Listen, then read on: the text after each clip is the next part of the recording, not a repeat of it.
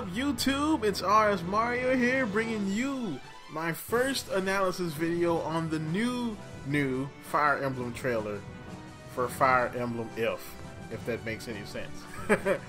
Alright, but what is up, you guys? So, I've decided to split this up into 4 videos. I know I said 3 in the last video, but I realized that the first time I did the Fire Emblem videos, it was split into 4 videos. One video where I analyzed it right after the Nintendo Direct.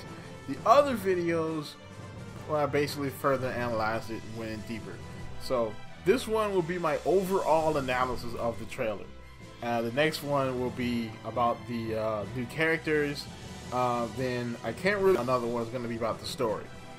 So let's get into this. The trailer starts off with the mysterious dancer chick who, after 2 trailers, is still mysterious. Like, we don't even have a name for her. You know, we don't have, you know, we don't know much about her. Now, we do get a little knowledge about her in the trailer, you know, as we'll see going on. You know, you see she's in this kind of like this forest area, like water. And we see that she can actually still the water, so she has powers, and the powers are connected to her necklace, which kind of looks like the mark of Naga from Fire Emblem Awakening. You know, we see, well, there's a later picture in the trailer, we see the avatar meeting her at this area. So, you know, maybe this is the scene where you first meet her. Then we see the part right here that got me freaking hyped. This picture here with I'm thinking the leader, or maybe the prince of the Eastern faction, and that is of course the Madara Uchiha badass guy, who I believe is actually called Yorma from some roughly translated Japanese. Just kicking 12 different kinds of ass. One thing this also confirms is elemental weapons. So I talked about elemental weapons in my last video, and this pretty much confirms that at least Yorma and Max's weapons are special. You know, as you see, you know, Yorma's weapon has lightning powers. As you see when Max cuts this dude down, yeah, he doesn't just die, he gets freaking evaporated. So I'm guessing that Max's weapon is empowered with like dark power. Because we do know that there are like basically 4 elements in the Fire Emblem magic scale. There is lightning, fire, wind, and then there's dark. So Maxie has a dark sword, and of course Yorma has a lightning sword. And then we see the big awesome face off between Maxie and Yorma. Freaking awesome, man. I'm using that thing. But also we get a good shot at you know, the kingdom of or at least what we think is the main city in the kingdom of Hoshido, which is the protagonist. We see in the background there is a pagoda-like house in the background, or possibly a temple of some sort, and we do see there's a big giant dragon statue right here in the middle of the city. So we do know that most of the protagonist nations in Fire Emblem do worship some sort of dragon, like in Yesto, in Fire Emblem Awakening, they worship Naga. So here they have a dragon, so this could be like maybe their version of Naga. We see waifu number 1. You know, because we all know one of the big parts of Fire Emblem games is who is waifu, you know. So we do see waifu number 1, even though she might end up like M, which would kind of suck.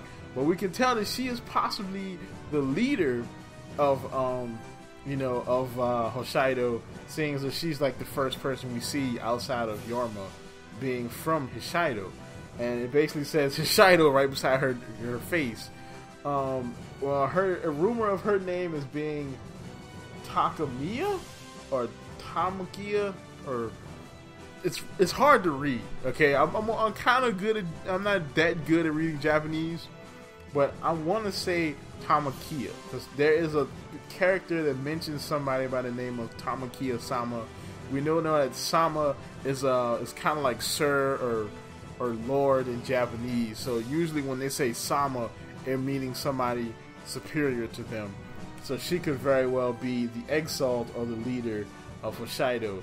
over. She's probably related to Yorma and possibly you as well, since technically the avatar is from Hoshido.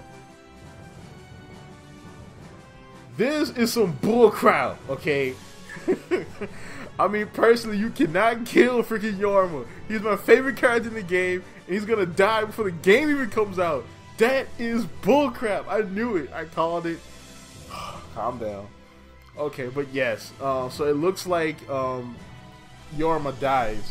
Now, I'm gonna have some theories about this. One theory is this is maybe like maybe like a premonition.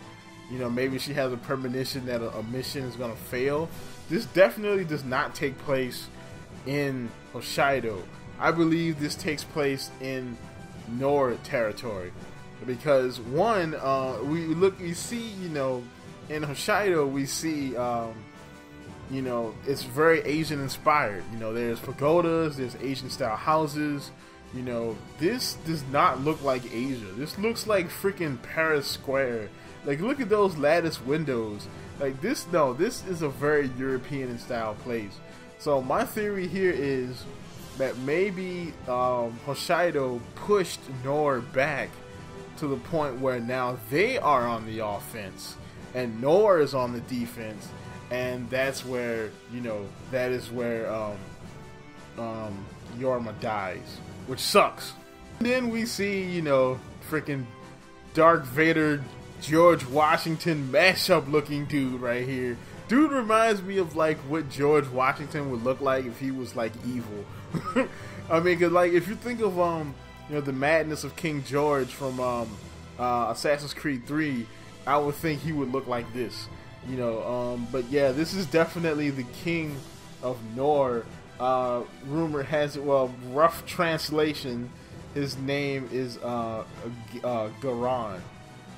Which is interesting. Child is born to the Hoshido royal family, but raised by Nohr royalty. Now, I have a theory about this. My theory with this is that you are a political prisoner. Now, in feudal Japan and in feudal Europe times, when nations and clans warred against each other, sometimes part of the treaty was a member of one of the losing nation's royal family, as kind of like collateral. So kind of like if you guys decide to, get brave and try to rebel, we will kill whoever this person is we're going to take from you. Maybe, in the original war, which we see in the very first part of the first trailer, Hoshido lost and Nohr basically invaded a portion or all of Hoshido. And they lost that war, and as collateral, they took you, the avatar, and eventually you ended up being in the royal household, which is where political prisoners usually end up. And we get a quick, like, 2-second shot of what I believe is the Nohr capital, or at least one of the cities of Nohr. This looks kind of familiar. It looks, to me, it reminds me of the walls from Attack on Titan, but yeah, this is probably Nohr, looking all dark and nefarious looking. Here we see a picture of Max, a shot of Max meeting with the avatar, and then there's another person on the left hand side. We don't know this person's name because we never see this person in the talking scene. We do see them in several cutscenes and clips. So we do know that they are relatively important to the story in some way. Maybe they're a relative, maybe they're a close friend. We don't really know, but they're important in some way. This chick right here. So this chick is maybe the Aversa slash Tharja. There we go. Tharja in the game. She died in my game, which I'm gonna have to start over. But yeah, so Tharja of this game, since technically she's the busty sexy chick. Moreover, she is probably a member of the royal family of Nohr, seeing as though she is wearing kind of like that tiara or princely crown, like Max is wearing. So maybe in this side, it's not like Fire Emblem Awakening where you have, Chrom and Lissa as the two royal, siblings. maybe the royal siblings are older on the Nohr side. Then we have this chick right here. You know, she is probably the Lissa of the Nohr side. You know, she's basically calling you Oni-chan, you know, which basically means, you know, brother. You know, so basically she's like your adoptive sister, and she's like the cute moe chick, you know, who can do no wrong of this game. You know, so I mean, yeah, she's basically on the Nohr side. She's a staff user, so she's gonna be that character of the game. We also don't know her name. And the next shot, we see the protagonist meeting with Yorma, and this is, you know, where they kind of like translated his name, and he's basically saying something along the lines of, you know, I am your brother Yorma. Now we don't know if he's saying brother figuratively, as in, you know, like you are, you know, we're both in the same country, or he's saying brother as in you're my blood brother. But if he is really royalty of Hoshido, then more than likely you are brothers. Oh, and basically on the left is the she is one of the chicks. I believe she is the unarmed class I was talking about, the monk class. You know, you see she's wearing the big Buddha bead necklace, like Akuma.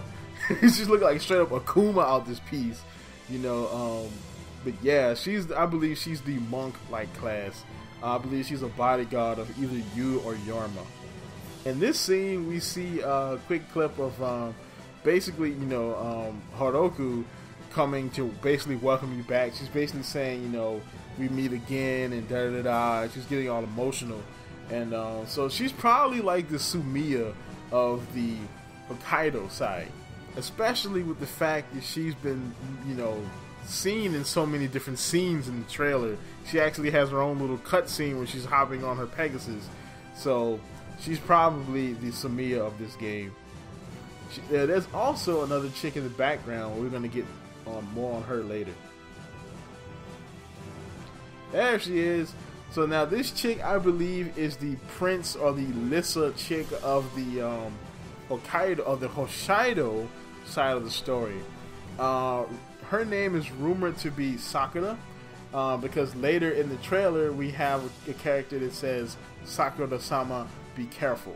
So, you know, we believe she is Sakura, and the fact that they mention her as Sakura-sama, Sama is a respectful kind of honorific, like sir or ma'am or something like that, for a character. So if there's Sama after your name, usually it means that they're a superior to whoever. So she's probably a princess. So she's probably also your sister, so you can't waifu her. Right here. So now this is the part right here, the climax, you know, we see in the game from Chapter 6. So in Chapter 6, we know that there's a big climax that takes place where you have to pick a side. That's this scene right here. Now we get a quick shot of some of the other people on the Hoshido side. We see of course, Sakura. We see Haruko, and we also see this new person, which we do see later in the trailer as kind of like an archer. Now we don't see this person in the initial character screen, but we do see them here. Then we see, of course, Maxi, and again we see mysterious blonde dude that we saw back in the other shot where you were talking to Max, and then we see the other moe chick, and the sexy chick over in the corner, whose name is Camilla, by the way. I forgot her name is Camilla. But yeah, there's a scene of basically, I guess this is what happens when you choose the Nohr side. Eventually you fight Yorma and you die. Another new character. Now this guy here is his name is Sizor. He is a ninja, and basically he basically confirmed that assassins are ninjas now, since he even looks like the assassin class just redone. Also we see the chick from the who I thought was the unarmed chick is actually very armed. She's actually the chick who wields the elemental Kanaba, Her name is actually Orochi, which is interesting since Orochi is very evil. Thing about you know, Naruto, you know that Orochimaru is one of the most evil characters in the show, and Orochi, the Orochi in Japan is actually part of a short story. It's actually a multi-headed dragon that tries to kill people. Now here's where we get to see a little bit more of the tactician's power at work. We see him basically, you know, using some kind of power to basically either activate or create a bridge, which basically means more dynamic battlefields, which is awesome. And then the crazy part, where we get to see the tactician, or the main character, turn into the freaking dragon. So now this could mean one of two things. Either one, maybe you're the reason why you are so valuable to both sides is you have this power, because maybe you're a Manakite. I'm sure I said that wrong, but Manakites in Fire Emblem are people who can turn into dragons. People like Naui from Fire Emblem Awakening, they can turn into dragons. We see the blonde archer person again. Basically, she's more important. And this is also the same scene where it looks like Yorma dies, because you can see the very European looking buildings in the background. Oh man. But yeah, so you see Camilla.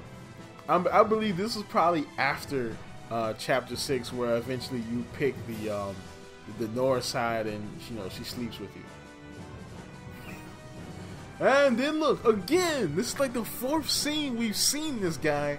Mysterious dude. He's a mysterious mage character for the Nohr side. I guess he's the counterpart to the archer character on the other side, you know, with his discount Rasengan, you know, getting ready to fight, I guess. We see Maxie getting ready to kill you because you slept with his sister. Oh yeah. And that is it. Hoshido versus Nohr, the new Fire Emblem trailer. Alright, I'm trying to keep this as short as possible, but I couldn't do it. So, like, comment, and subscribe, and keep a lookout for the new videos, alright? Peace out.